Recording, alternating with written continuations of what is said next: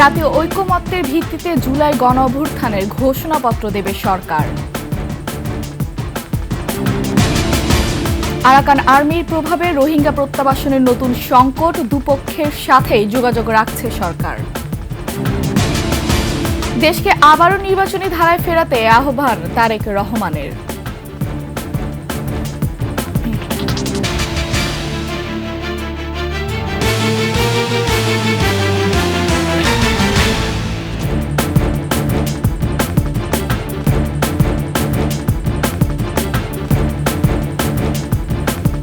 শুনছিলেন সংবাদ শিরোনাম। আমন্ত্রণ ২১ সংবাদের সাথে আছি আমি ফারহানা রূপা। দর্শক, ২১ টেলিভিশনের সংবাদ একসাথে সরাসরি দেখতে পাবেন আমাদের ফেসবুক পেজ www.facebook.com/2124 অনলাইনে। এছাড়া সাবস্ক্রাইব করতে পারেন www.youtube.com/21 চ্যানেলে। জুলাই গণঅভ্যুত্থানের ঘোষণাপত্র দেবে সরকার। আন্দোলনে নেতৃত্ব দেয়া বৈষম্য বিরোধী ছাত্র আন্দোলন ও অন্যান্য দলের মতামত সাপেক্ষে জাতীয় ঐকমত্যের ভিত্তিতে ঘোষণাপত্র তৈরির উদ্যোগ নিয়েছে সরকার। রাতে এক জরুরি সংবাদ সম্মেলনে এই তথ্য জানিয়েছেন প্রধান উপদেষ্টা প্রেস সচিব শফিকুল আলম। এ সময় তিনি জানান, কয়েকদিনের মধ্যে এই ঘোষণাপত্র উপস্থাপন করা হবে। দীপু শিকদার রিপোর্ট। বৈষম্য বিরোধী ছাত্র আন্দোলনের পর এবার অন্তর্বর্তীকালীন সরকারের পক্ষ থেকে জাতীয় ঐকমত্যের ভিত্তিতে জুলাই গণ অভ্যুত্থানের ঘোষণাপত্র তৈরির উদ্যোগ গ্রহণ করা হয়েছে। গণ অভ্যুত্থানের মধ্য দিয়ে গড়ে ওঠা জনগণের ঐক্য, ফ্যাসিবাদ বিরোধী চেতনা ও রাষ্ট্র সংস্কারের আকাঙ্ক্ষাকে সুসংহত রাখার জন্য এই ঘোষণাপত্রটি গৃহীত হবে বলে জানিয়েছেন প্রধান উপদেষ্টার প্রেস উইং। অন্তর্বর্তীকালীন সরকারের পক্ষ থেকে জাতীয় ঐকমত্যের ভিত্তিতে জুলাই গণ অভ্যুত্থানের একটি ঘোষণাপত্র তৈরির উদ্যোগ গ্রহণ করা হয়েছে। জুলাই গণ অভ্যুত্থানের মধ্য দিয়ে গড়ে ওঠা জনগণের ঐক্য, ফ্যাসিবাদ বিরোধী চেতনা ও রাষ্ট্র সংস্কারের আকাঙ্ক্ষাকে সুসংহত রাখার জন্য এই ঘোষণাপত্রটি গৃহীত হবে। গণ অভ্যুত্থানের নেতৃত্ব দেয়া বৈষম্য বিরোধী ছাত্র আন্দোলন সহ অংশগ্রহণকারী সকল পক্ষ ও রাজনৈতিক দলের মতামতের ভিত্তিতে ঘোষণাপত্রটি প্রস্তুত করা হবে বলে জানানো হয়। গণ অভ্যুত্থানের নেতৃত্ব দেওয়া বৈষম্য বিরোধী ছাত্র আন্দোলন সহ অংশগ্রহণকারী সকল শিক্ষার্থী, রাজনৈতিক দল ও পক্ষের মতামতের ভিত্তিতে ঘোষণাপত্রটি প্রস্তুত করা হবে। এতে জুলাই গণ অভ্যুত্থানের পরিপ্রেক্ষিত, ঐক্যের ভিত্তি ও জনগণের অভিপ্রায় ব্যক্ত হবে। কিছুদিনের মধ্যেই এই ঘোষণাপত্র প্রস্তুত করে জাতির সামনে উপস্থাপন করা হবে বলে জানিয়েছে প্রধান উপদেষ্টার প্রেস উইং। কিছুদিনের মধ্যে সর্বসম্মতিক্রমে। দীপু শিকদার, ২১ টেলিভিশন, ঢাকা। এদিকে প্রোক্লেমেশন ঘোষণার বিরুদ্ধে দেশি বিদেশি ষড়যন্ত্র হয়েছে উল্লেখ করে বৈষম্য বিরোধী ছাত্র আন্দোলন বলেছে, সরকার জুলাই গণঅভ্যুত্থানের ঘোষণাপত্র প্রণয়নের কথা বলে সেই ষড়যন্ত্রকে রুখে দিয়েছে। প্রোক্লেমেশনের পক্ষে ৩১ ডিসেম্বর শহীদ মিনারে একত্রিত হবার ঘোষণা দিয়েছে তারা। নাগরিকদের দলে দলে এত যোগ দেওয়ার আহ্বানও জানানো হয়েছে।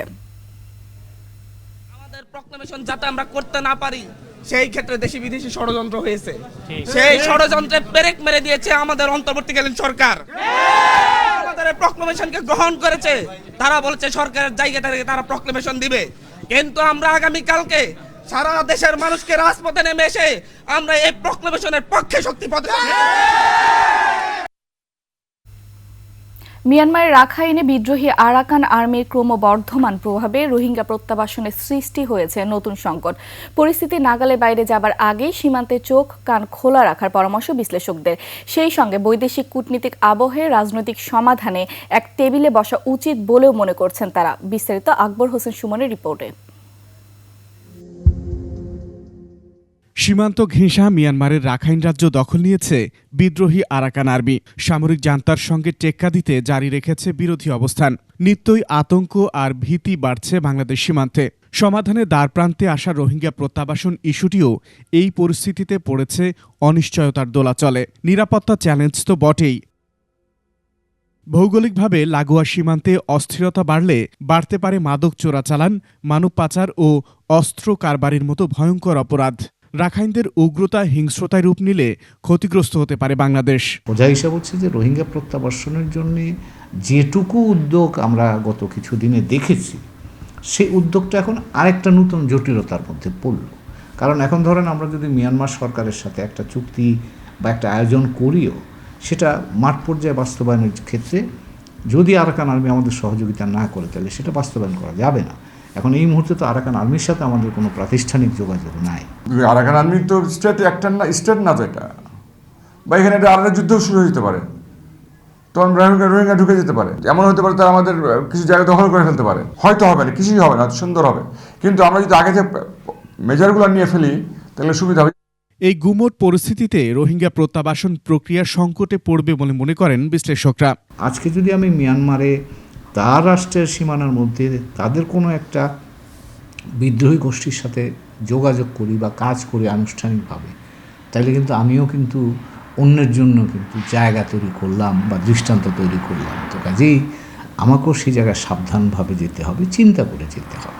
আমরা যদি তাদের সাথে একটা বন্ধুত্ব সম্পর্ক তৈরি করতে পারি আরাকান আর্মির সাথে, ওদের সামনে একটা দুর্ভিক্ষ আসতেছে, এটা আমি এতটুকু বলতে পারি, সেখানে আমরা তাদের সাহায্য করতে পারি, ছোটো আকারে করি, আমরা করতে পারি, বা যেটাই করি না কোনো জাতিসংঘের সঙ্গে নিয়ে করতে হবে। যে কোনো ভুল পদক্ষেপে জাতীয় নিরাপত্তা হুমকির মুখে পড়বে উল্লেখ করে সতর্ক ও কৌশলে পা ফেলার পরামর্শ বিশ্লেষকদের। রোহিঙ্গা জনগোষ্ঠী যারা আছে তাদেরকে প্রত্যাবর্ষণ, এটা আমাদের প্রায়োরিটি নাম্বার 1। তার সাথে সাথে কিন্তু এখন আমাদের জাতীয় নিরাপত্তার বিষয়টাও জড়িত হয়ে পড়েছে। আকবর হোসেন সুমন, 21 টেলিভিশন, ঢাকা। এদিকে বর্তমান সময় রোহিঙ্গা ইস্যু নিয়ে আরাকান আর্মি ও মিয়ানমার সরকার দুই পক্ষের সাথে যোগাযোগ রাখছে বাংলাদেশ। দুপুরে টেকনাফের নাফ নদী সীমান্ত পরিদর্শনের পর ব্রিফিংয়ে একথা জানান স্বরাষ্ট্র উপদেষ্টা জাহাঙ্গীর আলম চৌধুরী। এখন যে আমাদের 271 এই কিলোমিটার যে আমাদের বর্ডার, যেটা কিছুটা নদীপথ এবং কিছুটা স্থলপথে, এটা এখন পুরোটাই আরাকান আর্মির দখলে আছে, কিন্তু দেশটা আবার মিয়ানমারের। তো এখন আমাকে দোনোজনের সাথেই একটা সম্পর্ক বজায় রাখতে হচ্ছে এবং দোনোজনের সাথে আমাকে একটা যোগাযোগ আছে। এবং এই ব্যাপারে আপনারা জানেন যে আমাদের সরকার এবং আমাদের প্রধান উপদেষ্টা একজন হাই রিপ্রেজেন্টেটিভ, একজন যার স্ট্যাটাস উপদেষ্টা দিয়ে একজন ডক্টর খলিল রহমানকে নিয়োগ করা হয়েছে। উনি কিন্তু এই ব্যাপারে মানে সার্বক্ষণিক দেখাশোনা করতেছে। দেশকে আবারও নির্বাচন প্রক্রিয়ার মধ্যে ফিরিয়ে আনার আহ্বান জানিয়েছেন বিএনপির ভারপ্রাপ্ত চেয়ারম্যান তারেক রহমান। সোমবার বিকেলে নীলফামারীতে এক অনুষ্ঠানে ভার্চুয়ালি যুক্ত হয়ে তিনি বলেন, অধিকার আদায়ে আর কাউকে যাতে স্বৈরাচারের হাতে জীবন দিতে না হয় সেজন্য সবাইকে ঐক্যবদ্ধ হতে হবে। নীলফামারীর প্রতিনিধি নূর আলম বাবুর তথ্যচিত্রে ডেস্ক রিপোর্ট। 2014 সালে র্যাবের ক্রসফায়ারে নিহত হন নীলফামারীর লক্ষ্মীচাপ ইউনিয়ন বিএনপির সাংগঠনিক সম্পাদক গোলাম রব্বানী। তার পরিবারের জন্য তৈরি বাড়ির চাবি হস্তান্তর উপলক্ষে এক অনুষ্ঠানের আয়োজন করে আমরা বিএনপি পরিবার। এতে ভার্চুয়ালি যুক্ত হয়ে বিএনপির ভারপ্রাপ্ত চেয়ারম্যান তারেক রহমান বলেন, স্বৈরাচার পালিয়ে গেছে, এখন সময় দেশকে গণতান্ত্রিক ধারায় ফিরিয়ে আনা। বাংলাদেশকে যদি আগামী দিনে নিয়ে যেতে হয় তাহলে অবশ্যই বাংলাদেশকে গণতান্ত্রিক ব্যবস্থার মধ্যে ফিরিয়ে আনতে হবে। সেটি ইউনিয়ন পরিষদের নির্বাচন হোক, সেটি পৌরসভার নির্বাচন হোক, সেটি উপজেলা পর্যায়ের নির্বাচন হোক, সেটি সংসদ পর্যায়ের নির্বাচন হোক, নির্বাচন প্রক্রিয়ার ভেতরে বাংলাদেশকে ফিরিয়ে আনতে হবে। তিনি বলেন, দেশকে গড়তে সবার ঐকমত্য প্রতিষ্ঠার কোনো বিকল্প নেই।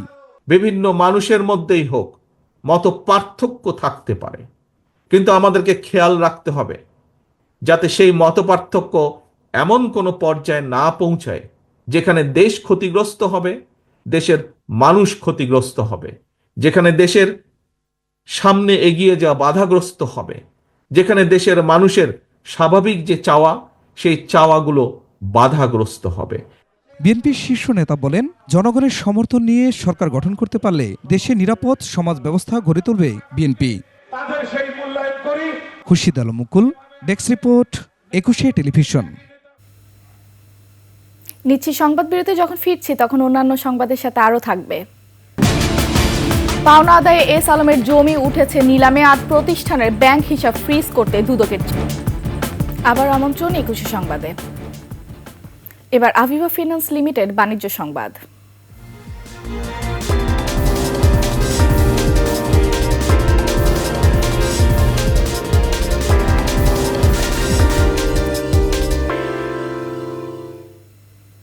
বিতর্কিত ব্যবসায়ী প্রতিষ্ঠান এস আলম গ্রুপের company S Alam refined sugar ইন্ডাস্ট্রিজের জমি নিলামে তুলেছে রাষ্ট্রায়ত্ত জনতা ব্যাংক।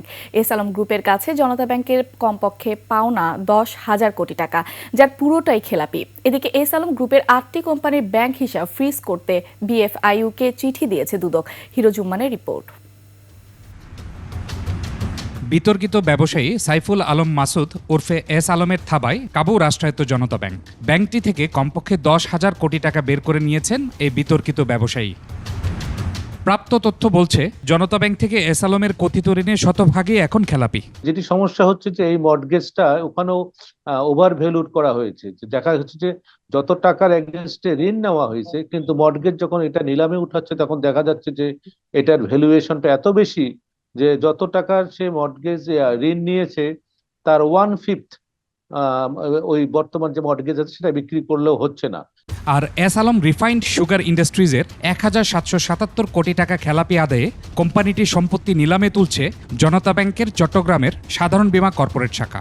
সুতরাং এগুলো তো ব্যাংকের একটা বড় ধরনের ত্রুটি এতদিন হয়ে এসছে। এখন যতটুকু পারা যায় এই ব্যাংকগুলোকে এই কি বলে খেলাপি ঋণটা আদায় করে জনগণের যে আমানতটা তার ফিরিয়ে দেওয়া উচিত। এস আলমের 2,971 জমি নিলামে তোলা হচ্ছে বলে জানিয়েছেন সংশ্লিষ্টরা। এদিকে এস আলম গ্রুপের 8টি কোম্পানির ব্যাংক হিসাব ফ্রিজ করতে আর্থিক গোয়েন্দা ইউনিট বিএফআইইউকে চিঠি দিয়েছে দুর্নীতি দমন কমিশন দুদক। সম্প্রতি এই 8টি কোম্পানি বন্ধের ঘোষণা দেয় এস আলম গ্রুপ।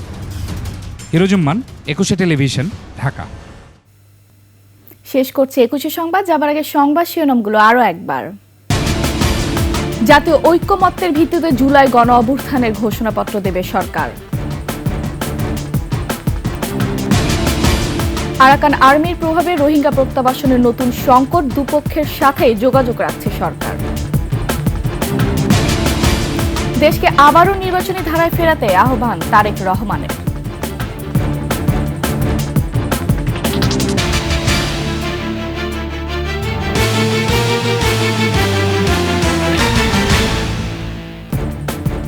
সবশেষ সংবাদ জানতে ডায়াল করুন 2021 নাম্বারে, ভিজিট করুন ekushe-tv.com ওয়েবসাইটে।